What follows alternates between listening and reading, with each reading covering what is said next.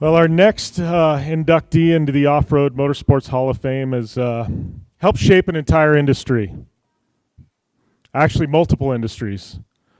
He's an innovator, a visionary, and truthfully, he's changed the way we go fast in the desert. John Marking.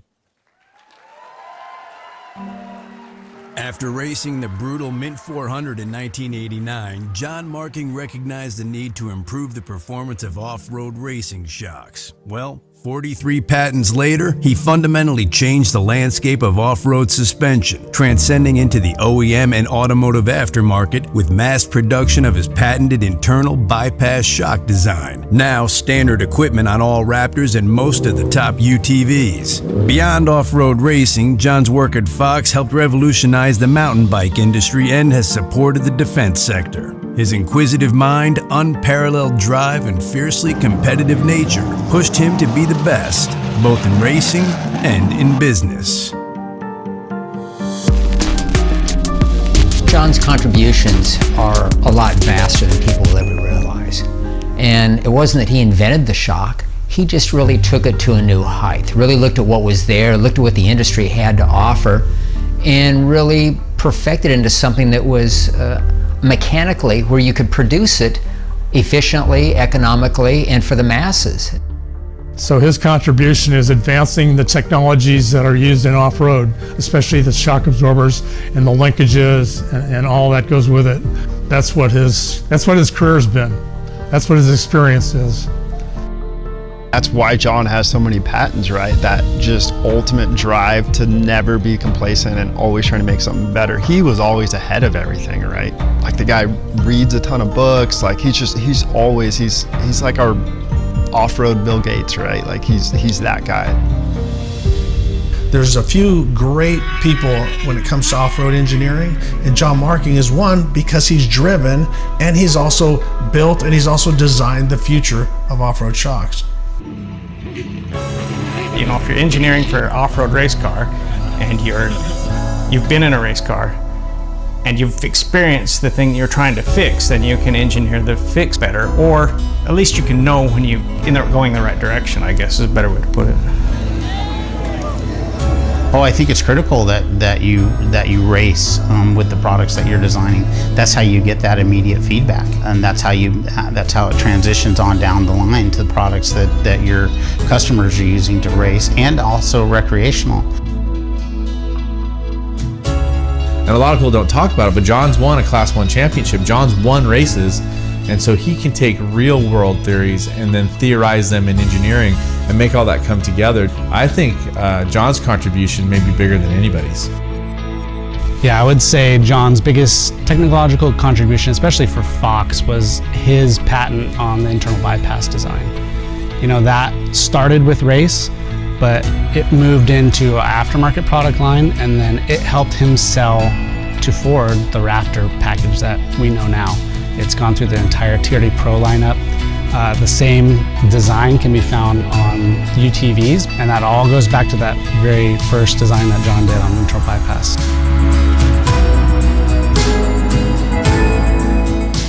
I think what makes John Marking unique is he's an unusual beast because he has engineering background and he's a hell of a driver.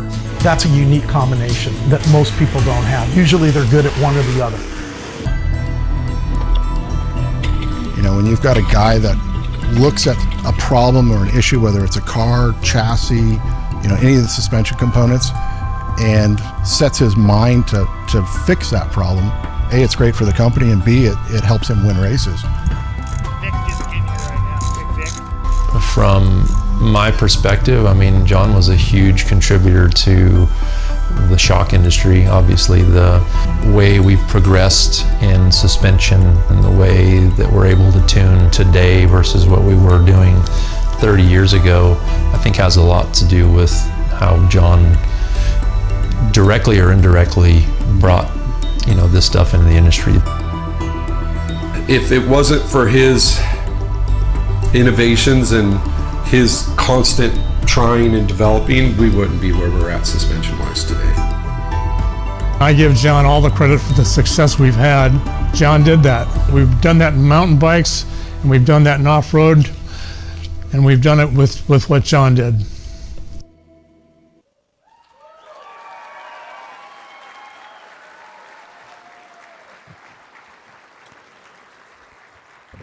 I'd like to welcome, joined by Off-Road Hall of Fame inductee Cameron Steele and Bob Fox, 2021 Off-Road Motorsports Hall of Fame inductee John Marking.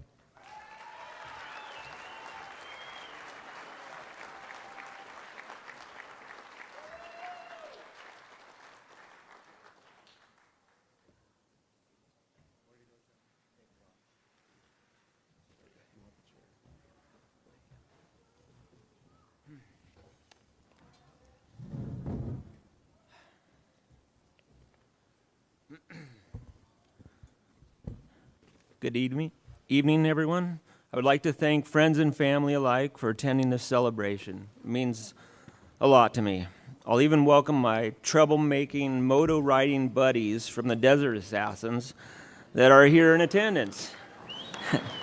That was a bit of a surprise for sure right there. So I also need to thank Brian Harold and Marty Fioca for my nomination, as well as the extensive work it took to make it happen. I hear it's difficult. Thanks also to the board members for giving me this honor and really for putting on such a cool event. Next, I need to thank my sister and brother-in-law, Bernie and Gary Cogbill. At a very young age, they introduced me to District 38 racing as well as desert camping. And it stuck, you just don't get that out of your system once you get it going. I need to thank Mike Jolson, former owner of Jimco, who gave me my first official job in the off-road industry. Next up, Tom and Willie Schilling helped me stay in the racing business, as well as help me recover from my first go-around with cancer. Steve Olligus and team have been a huge help over the years. Steve has allowed me to race his trophy trucks numerous times.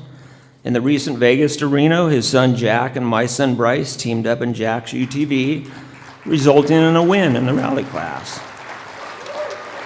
Pretty cool. Glad to see that coming around for my son. The biggest thanks go to Bob Fox for hiring me and for teaching me to draw using CAD. I was a devout draftsman.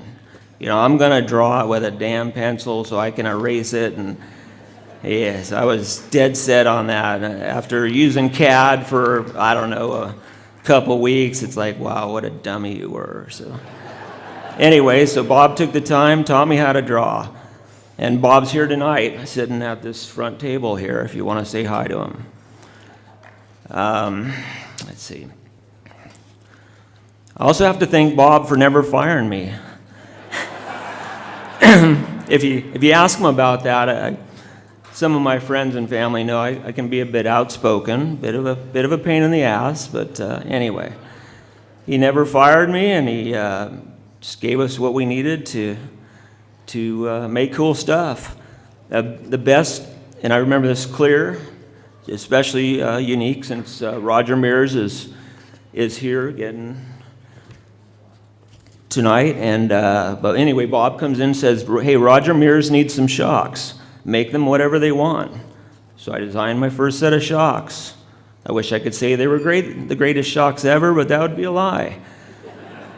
Thankfully, with some time from Roger and his team, we were able to get them working properly. But those were some of the worst parts I ever made in my life. I keep some of them around just so I can remind myself that, yes, you can screw up big. Here it is, Anyway, I got to thank our past CEO, Larry Enterline, who really allowed me to grow off-road exponentially.